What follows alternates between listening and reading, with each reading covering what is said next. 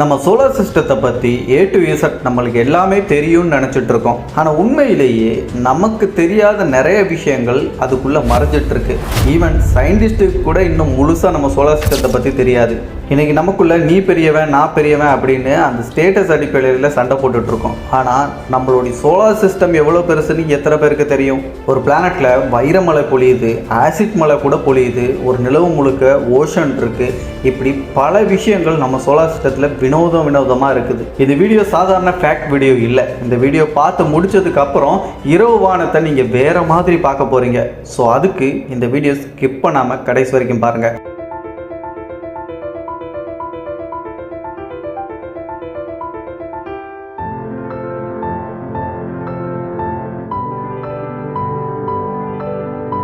சுமார் 4.6 பில்லியன் ஆண்டுகளுக்கு முன்னாடி நம்ம சூரியன் குடும்பம் உருவாகிறதுக்கு ஆரம்ப கட்டத்தில் ஒரு மிகப்பெரிய கேஸ் கிளவுட் கொலாப்ஸோடைய சென்டரில் தான் நம்மளுடைய சூரியன் அப்படிங்கிறது உருவாகுது. அதன் பிறகு சூரியனை சுற்றி நிறைய டஸ்ட் பார்ட்டிகல்ஸ், ராக்ஸ் இதெல்லாம் சேர்ந்து ஒன்றோட ஒன்று சேர ஆரம்பித்ததுக்கப்புறம் பிளானட்ஸ்கள் உருவாக ஆரம்பிச்சது. அப்படிப்பட்ட பிளானட்ஸ்கள் உருவானதில் முதல்ல உருவான கிரகம் எதுன்னு நினைக்கிறீங்க? நிறைய பேர் நினைப்பீங்க நம்ம சூரிய குடும்பத்தோடைய முதல் கிரகமாக இருக்கிறது நம்மளுடைய புதன் அப்படின்னு சொல்லப்படக்கூடிய மெர்க்குரி பிளானட் தான். ஸோ அதுதான் அப்படின்னு நினைப்பீங்க.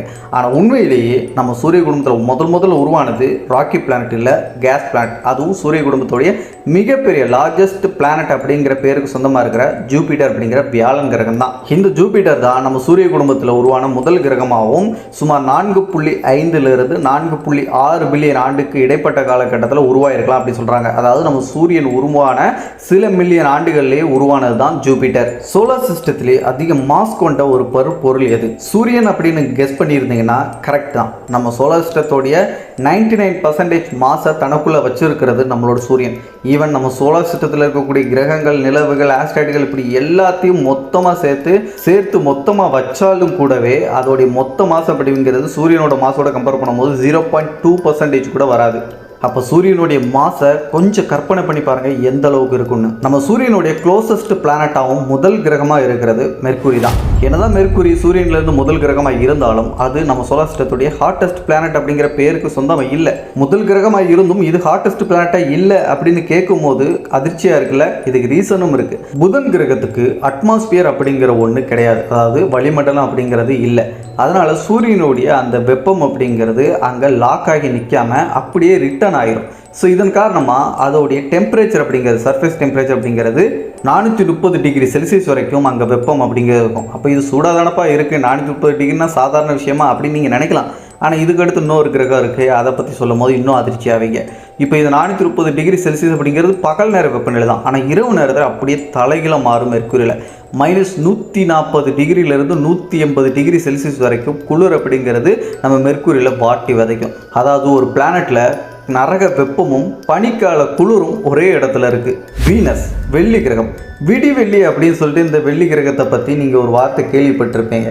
அதை ஏன் விடிவெள்ளி அப்படின்னு சொல்கிறாங்கன்னா, நம்மளுடைய ஒவ்வொரு வருடத்துலேயும் குறிப்பாக வருடத்தில் பாதி மாதங்களில் பகலில் சூரியன் உதிக்கும் போது நம்ம வானத்தை பார்க்குறோம், அந்த டயத்தில் பார்க்குறோம் அப்படின்னா நம்ம சூரியனுக்கு பக்கத்தில் இந்த வெள்ளி கிரகத்தை நம்மளால் வெறுங்கனாலே பார்க்க முடியும்.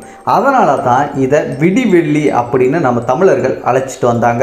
என்னதான் இந்த கிரகத்தை விடிவெள்ளின்னு தமிழர்கள் அழைச்சாலும் இன்றைய விஞ்ஞானிகள் இதை நம்ம பூமியோடைய தங்கச்சி அப்படின்னு அழைக்கிறாங்க. அதுக்கு காரணம் இதுக்கும் பூமிக்கும் பல ஒற்றுமைகள் இருக்கு. அதுல முதல் விஷயம், இது ஒரு ராக்கி பிளானட். நம்ம பூமி மாதிரி ஆல்மோஸ்ட் பூமியோட சைஸுக்கு ஈக்குவலா இருக்கும். நம்பர்ஸ்ல சொன்னா உங்களுக்கு ஈஸியா புரியும் நினைக்கிறேன். பூமியோட டயமீட்டர் அப்படிங்கிறது 12,742 கிலோமீட்டர் விட்டம் கொண்டதா இருக்கு.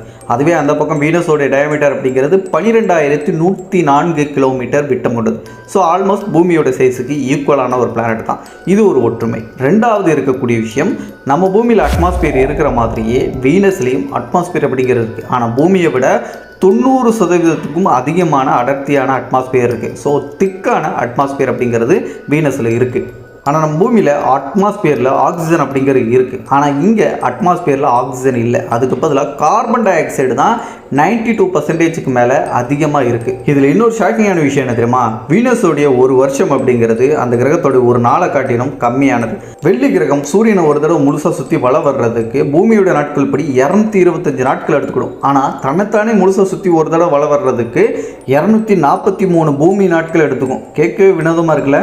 பட் என்னதான் பூமியோட தங்கச்சின்னு அப்படின்னு இந்த வீனஸை சொன்னாலும் கூட இது ஒரு நரக கிரகம் தான் சயின்டிஸ்ட்டுங்க நினைக்கிறாங்க. இதுக்கு முக்கிய ரீசன் பூமியோடைய அட்மாஸ்பியரோட ரொம்ப அடர்த்தியான அட்மாஸ்பியர் வீனஸுக்கு இருக்குன்னு சொன்னேன். அந்த அட்மாஸ்பியர் தான் இந்த கிரகத்தை ரொம்ப நரகமாக மாற்றுது. அந்த அட்மாஸ்பியர்லேருந்து மழையும் பொழியும் பூமியில் பொழிகிற மாதிரி. ஆனால் அந்த மலையில் பொழியக்கூடியது தண்ணி இல்லை, அது எல்லாமே ஆசிட் மழையாக பொழியும். அதை தாண்டி அட்மாஸ்பியர் ரொம்ப அடர்த்தியாக இருக்கிறதுனால அங்கே ப்ரெஷர் அப்படிங்கிறது ரொம்ப ரொம்ப அதிகமாக இருக்கும். இப்போ ஒரு மனிதன் வீனஸில் இருக்கான்னா அவனை அப்படியே நசிக்கிறோம் அந்த ப்ரெஷர் அப்படிங்கிறது. அப்போ அங்கே உயிர் வாழ்கிறதுக்கோ இந்த உயிர் இருக்கிறதுக்கோ வாய்ப்பே இல்லை. இது எல்லாத்தையும் விட இந்த வீனஸ் பிளானட் தான் நம்ம சோலார் சிஸ்டத்துடைய ஹாட்டஸ்ட் பிளானட்டாக இருக்குது. இங்கே இருக்கக்கூடிய அந்த சர்ஃபேஸ் டெம்பரேச்சர் அப்படிங்கிறது 475 டிகிரி செல்சியஸ் வரைக்கும் போகும் சொல்கிறாங்க. இப்போ சொல்லுங்கள், இந்த வீனஸ் அப்படிங்கிறது நரக கிரகம் தானே? எத்தனையோ கிரகங்களை பற்றி நம்ம ஆராய்ச்சி பண்ணுறோம், பேசுகிறோம். ஆனால் என்னைக்காச்சும் நம்ம பூமியை பற்றி ஒரு நாளாச்சும் யோசிச்சு பார்த்துருப்போமா? நம்ம எர்த்தில் மட்டும் தான் இப்போதைக்கு லைஃப் அப்படிங்கிறது இருக்குது. ஆனால் இது எப்படி? பர்ஃபெக்ட் டிஸ்டன்ஸ் ஃப்ரம் சன், அதாவது சூரியன்லேருந்து சரியான தொலைவில் நம்ம பூமி அப்படிங்கிறது இருக்குது. இங்கே தான் லிக்விட் ஃபார்மில் வாட்டர் அப்படிங்கிறது இருக்குது. அதை தாண்டி நம்ம சூரியன்லேருந்து நம்ம பூமியை பாதுகாக்கிற முக்கியமான ஒரு ஷீல்டாக இருக்கிறது இந்த அட்மாஸ்பியர் அப்படிங்கிற வளிமண்டலம். ஸோ இந்த அட்மாஸ்பியர் மட்டும் இல்லைன்னா நம்ம பூமியில் ஏகப்பட்ட ரேடியேஷனோடைய தாக்கத்தினால பூமியில் இருக்கக்கூடிய உயிர்களை அழிஞ்சு போயிருக்கும். மேக்னெட்டிக் ஃபீல்டு, மற்ற கிரகங்களுக்கு மேக்னெட்டிக் ஃபீல்டு இருக்குது, அதே மாதிரி நம்ம பூமிக்கும் மேக்னெட்டிக் ஃபீல்டு இருக்குது. இந்த மேக்னெட்டிக் ஃபீல்டு ஒரு இன்விசிபிள் ஷீல்டு மாதிரி நம்ம சூரியன்லேருந்து நம்ம பூமியை வந்து பாதுகாக்குது. ஸோ இந்த இன்விசிபிள் ஷீல்டு அப்படிங்கிற ஒரு கட்டத்தில் இல்லாமல் போச்சுன்னா நம்ம வாழ்கிற இந்த பூமியை வாழ தகுதியுடைய ஒரு கிரகமாக தான் இருந்திருக்கிறதுக்கு வாய்ப்பு நிறையா இருந்திருக்கும். நம்ம பூமியுடைய அந்த சராசரி டெம்பரேச்சர், சர்ஃபேஸ் டெம்பரேச்சர் எவ்வளோ இருக்குன்னு என்னைக்காச்சும் யோசிச்சு பார்த்துருக்கீங்களா? இது வரைக்கும் கேள்விப்பட்டதில்லை, தெரிஞ்சுக்கிட்டது இல்லைனா இப்போ தெரிஞ்சுக்கோங்க.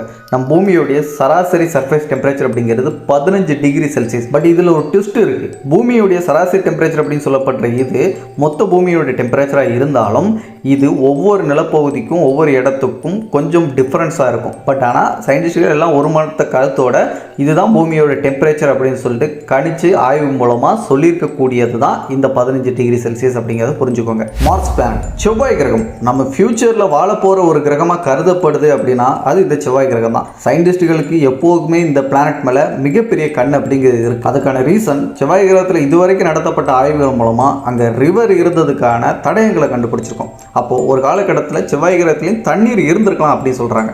அதை தாண்டி செவ்வாய் கிரகத்தோட துருவ பகுதிகளில், அந்த சதர்ன் போல்ஸ் பகுதிகளில் பனிக்கட்டிகளாக இன்றைக்கும் தண்ணீர் அப்படிங்கிறது உறைஞ்சிருக்கு அப்படிங்கிற விஷயத்தையும் சயின்டிஸ்டை கண்டுபிடிச்சிருக்காங்க. என்னதான் இந்த மாதிரி பாசிட்டிவான நிறைய விஷயங்கள் மார்ஸை பொறுத்த வரைக்கும் கண்டுபிடிக்கப்பட்டிருந்தாலும் மார்ஸ் இஸ் டேஞ்சரான ஒரு பிளானட் தான். ஃபர்ஸ்ட் ரீசன், அங்கே மிகப்பெரிய மேசிவான டஸ்ட் ஸ்ட்ரோம் அப்படிங்கிற விஷயம், அதாவது மணல் புயல் அப்படிங்கிறது ரொம்ப பிரம்மாண்டமான மணல் புயல் செவ்வாய் கிரகத்தில் தொடர்ந்து வீசிட்டே இருக்கும். அதுக்கப்புறம் ஆக்சிஜன் லெவல் ரொம்ப லோவாக இருக்கும். செவ்வாய் கிரகத்திலையும் ஆக்சிஜன் அப்படிங்கிறது இருக்குது, பட் ஆனால் பூமியை கம்பேர் பண்ணும்போது ரொம்ப ரொம்ப ரொம்ப ரொம்ப கம்மி. மார்ஸ் நம்ம பூமி மாதிரியான ஒரு பிளானட் இல்லை. அங்கே நம்ம தங்குறோம், இருக்க போகிறோம் அப்படின்னு முடிவு எடுத்தோம்னா நம்ம அண்டார்டிகாவில் இருந்தோம்னா எப்படி இருக்குமோ அந்த மாதிரியான ஃபீலை தான் கொடுக்கும். ஏன்னா அங்கே இரவு நேர டெம்பரேச்சர் அப்படிங்கிறது ரொம்ப ரொம்ப லோவாக இருக்கும். எல்லாத்தையும் விட முக்கியம், மார்ஸ் பிளானட்டில் அட்மாஸ்பியர் இருக்குது, ஆனால் நம்ம பூமிக்கு இருக்கிற மாதிரியான அட்மாஸ்பியர் இல்லை.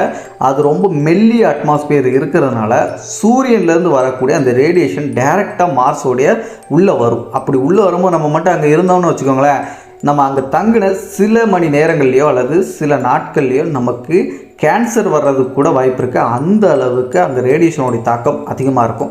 அதனால தான் இப்போவும் நம்மளுடைய மார்ஸ் அப்படிங்கிறது வாழ தகுதியுடைய கிரகமாக சோலார் சிஸ்டத்தில் இருக்கிற one of the most planet அப்படின்னு நம்ம பேர் வச்சுருந்தாலும் அங்கே போகிறதுக்கு தயங்குறதுக்கான காரணமாக இருக்குது. இதுவரைக்கும் நம்ம சூரிய குடும்பத்தில் இருக்கக்கூடிய சூரியன்லேருந்து ஆரம்பித்து 4 டெரஸ்ட்ரியல் பிளானட்டான ராக்கி பிளானட்டான நம்ம பூமி உட்பட எல்லா கிரகங்களையும் பார்த்துட்டோம். இதுக்கப்புறம் 4 இன்னும் மீதி இருக்கக்கூடிய கிரகங்கள் இருக்குது. 2 கேஸ் பிளானட்டுக்கும் 2 ஐஸ் ஜெயண்ட் அப்படி சொல்லப்படக்கூடிய கிரகங்கள் இருக்குது. என்னடா ரெண்டுமே நான் கேஸ் பிளானட் சொல்லி தான் படிச்சிருக்கேன், என்ன ரெண்டையும் பிரித்து சொல்கிறேன் அப்படின்னு தான் நினைக்கிறீங்க.